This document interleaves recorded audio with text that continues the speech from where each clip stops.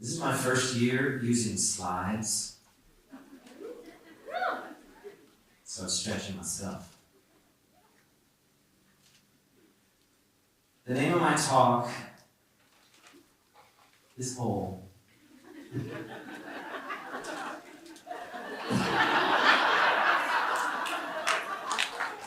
So I want to start with a question for you. Do you ever feel like there are a million versions of yourself all swimming around in your one tiny frame? Yes. There's the artist you. There's the Monday morning you. There's the working to survive you. There might be the parent you. There might be the child you. There might be the friend you. There's the spiritual you, and then there's the doubtful you. There's the playful you, and there's the harsh you. The lover you, and the warrior you. The past you, and the future you. And then there's the you sitting in this room right now, which arguably is the only you there is. But inside of your one tiny frame, there's a distant and complete version of who you are. And there's the in-process version of who you are. There's a public version, a private version, there's a grieving version, and there's a celebrating version. There's the broken you, and there's the whole you. The ordinary you and the archetypal you.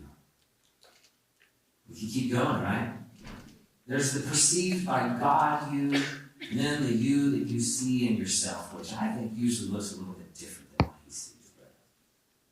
But here's the thing. The fragments of ourselves are not always in alignment, are they? Okay. The fragments in myself are not always in alignment. Sometimes you might want to be the artist you, but the admin you has staked claims on your hours. Now I'm preaching. Oh, yes. Or maybe you want to be the parent you and go play with your child, but yet the muse is in your ear whispering, I've got an idea that I want to give birth through you. And so you may be playing basketball, but you're also writing a poem at the same time. But each of these parts of ourselves, they can vie for our attention, and they each contradict and fight, and they want the place of priority in our lives. And see, for me, I used to think that I had to kill off the ordinary parts of who I am in order to be an extraordinary artist. I was afraid of the mundane, and dare I say, I was afraid of being normal. I've since learned that I don't have anything to worry about with that one. But I was afraid that the unexciting parts of my life would diminish me as a creative. And so I ended up fighting within myself, trying to kill off the ordinary, unbeautiful parts. But see, now I've come to believe that the whole of our life is art, and that the artistry of who we are benefits from the ordinariness of who we are. They don't have to fight. I would go so far as to say the tension is necessary for your creative vitality. The tension fuels your creativity. Because the creative process is where all these versions of who you are can come together and kiss. They can come together and glimpse a transcendent you. A version of you that rises through and above all the various iterations that vie for your identity. Sometimes we're so close to the pieces of who we are that we lose sight of the wonder of our own existence. That the fact that you and I sitting here tonight is a miracle that we can't escape. And so the creative process is where I've learned to wrestle the tension of all these various parts of who I am. The broken, the contradictory parts of who I am. And it's also the place that we can learn to integrate and make space for our whole self, knowing that when life calls upon us, when life calls upon you to show up as the parent, the artist you is still there. When the working to survive you takes center stage, the poet in you is still there. And when we grasp that, anxiety loosens its grip a little bit. Because the fact of it is, we're all multifaceted beings. And I am only who I am in relationship to who you are. Who I am does not stop at the borders of my own being, but who I am is who we are together, if that makes sense, right? But see, the world that we live in right now, I think sometimes it's more interested in a soundbite-sized version, a two-dimensional version of who we are, than taking the time to understand the nuance and the complexity that makes us multifaceted human beings. But if we're going to be a people that is committed to the creative and redemptive process of our human development, then we cannot settle for soundbite versions of humanity. We live in a world that gives us an infinite amount of options of who and what we can become. And yet at the same time, it is quick to tell us who we can and cannot become. Carl Jung said that the world will ask you who you are. And if you do not know, it will tell you. As artists and as creatives, our sense of identity must come from something deeper than the work of our hands. Our sense of self must precede our art.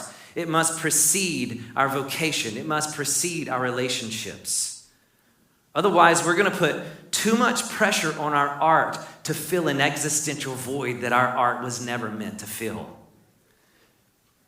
When we rely upon our art to fill the existential ache in our hearts, we'll crumble and our art will suffer. If our identity is not rooted in something deeper, we'll be subject to the whims of other people's opinions, and whatever passing fad dominates our doom scrolling. This is why it is vital that we thread together the fragments of our beautiful and ugly Monday morning, artistic, ordinary, and archetypal selves together with an eternal thread. And this is where an honest spiritual life, rooted in an ordinary life, can give our art the nourishment it needs.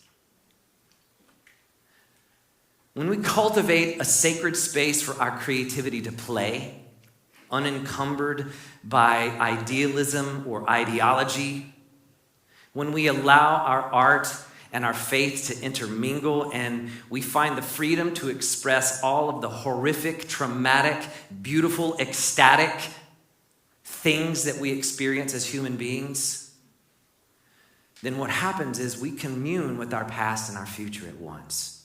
We commune with culture around us, our family upbringing, our collective histories, the secret desires of our hearts that nobody else understands or knows. And ultimately, we commune with God. Because it's in the place of broken honesty with the messed upness of who we are and the beauty of who we are that we can encounter the raw, stark reality of a love that scares the hell out of me sometimes. I like that. His love scares the hell out of me. And I hope it continues to. Another thing about the arts is that the creative process, it accesses all of who we are. And it allows us to shed our everyday skin, and it lifts us up to see from a higher perspective. And for a moment, it may even allow us to see wholeness. And this is the power of the arts, to show us a new perspective. I want to share something that I came across as I was preparing for this talk. It's a clip from an artist named David Popa. And it's a video, and I pray to God that the technology works here.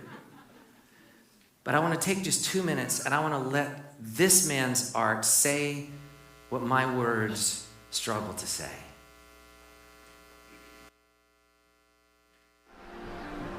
Vestiges. Floating vestiges.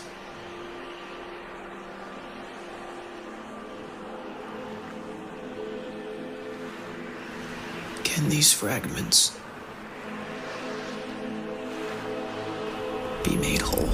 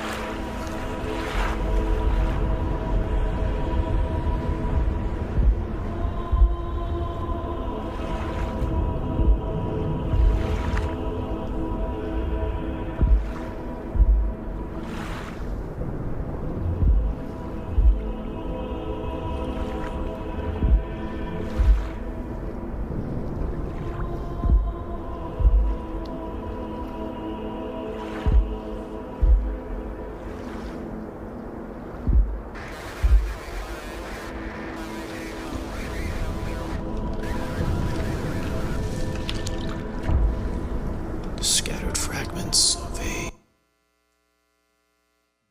Isn't that amazing? I encourage you to watch the whole thing.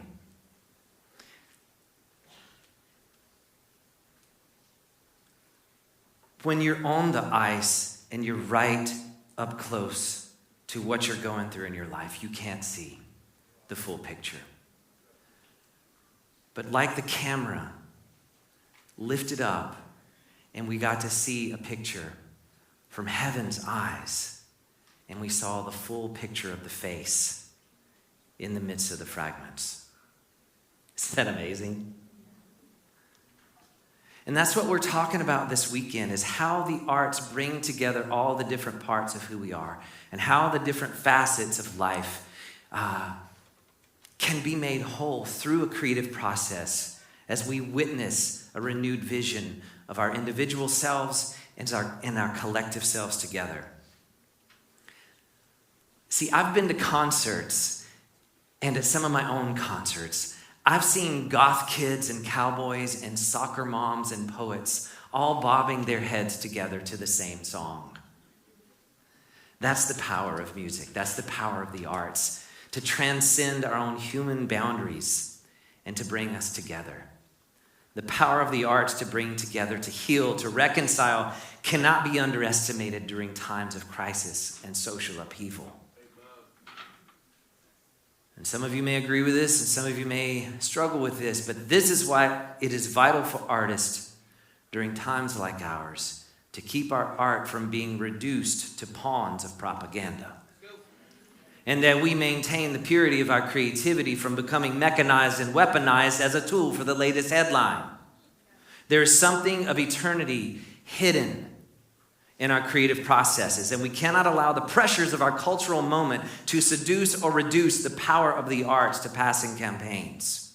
Now, this does not mean that the art we make cannot be utilized as expressing cultural concerns, or that the arts are not a valid means of making social commentary. It just means that even as we see in the example of the biblical prophets, that the higher aim of art is not serving our own opinions or of regurgitating what social media feeds us, but of opening a crack in the fabric of the everyday where a little light might pierce through the darkness. The arts can remind us during these fragmented times of crisis of our collective humanity that transcends the boundaries we've placed upon ourselves. Because who we are is much larger than who we think we are. And the arts can help show us a vision that goes beyond our current circumstance. And this is my own persuasion, but when the arts are in communion with faith, they can offer a pathway to move into the direction of wholeness. I love this quote from Parker J. Palmer. He says, "Wholeness does not mean perfection, but embracing brokenness as an integral part of life."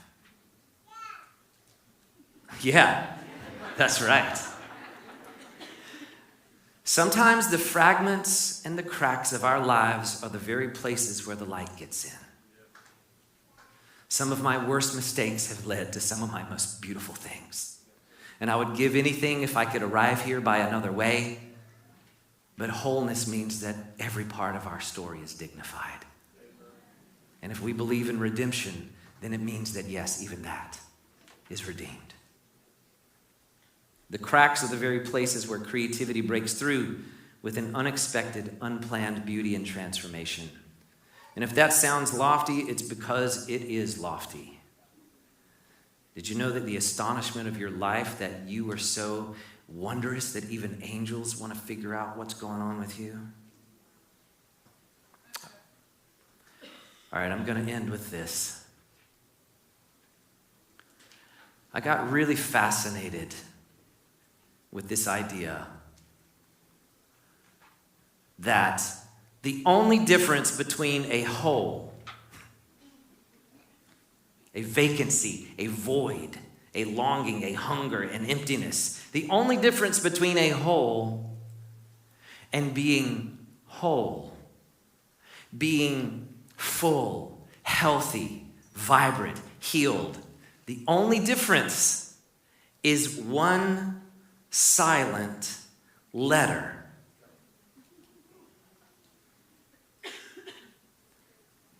Now, what is this letter? It's a W. I'm a bit of a poet. Can I have a little bit of license here and allow me some wordplay? It is a double U. The double parts of who you are coming into a single focus. Sometimes a silent presence is all we need to take us from emptiness to fullness, from fragmentation to wholeness. A silent presence who sits with us, offering no solutions or answers, not even a sound. Just a silent withness. A presence filling the cracks between the various pieces of our broken selves, our broken world, like the gold filling a kintsugi pottery. The cracks become the artistry, the brokenness becomes the beauty, and the fault lines become a highway line of an atlas leading us to a more beautiful way of being. I don't presume to call myself a mystic, but I am one who pursues the mystic. And one thing that the mystics believed is they believed in non-dualistic thinking. They believed in going beyond either or to experience the unity of the presence of God with humanity. I think that non-dualistic thinking is called upon for our day. It removes unnecessary partitions and labels and enables us to see from that higher perspective. On one level, wholeness is a choice, where it begins with a choice to enter that silent withness at the beginning of your experience. Wholeness is a matter of perspective, a frame of reference. I'll end with one last word here. If you listen to the Makers and Mystics podcast, you may have heard me talk about the word integrity and how the word integrity means so much more than moral uprightness. But the root of the word integrity comes from integral, from integrate. If we want to be integral people, then we have to integrate all of the parts of who we are. And I believe that that comes in the place of creativity and prayer, rising us above the dualistic thinking of our culture and letting us see our life and our art from heaven's view. That's what I got for you tonight.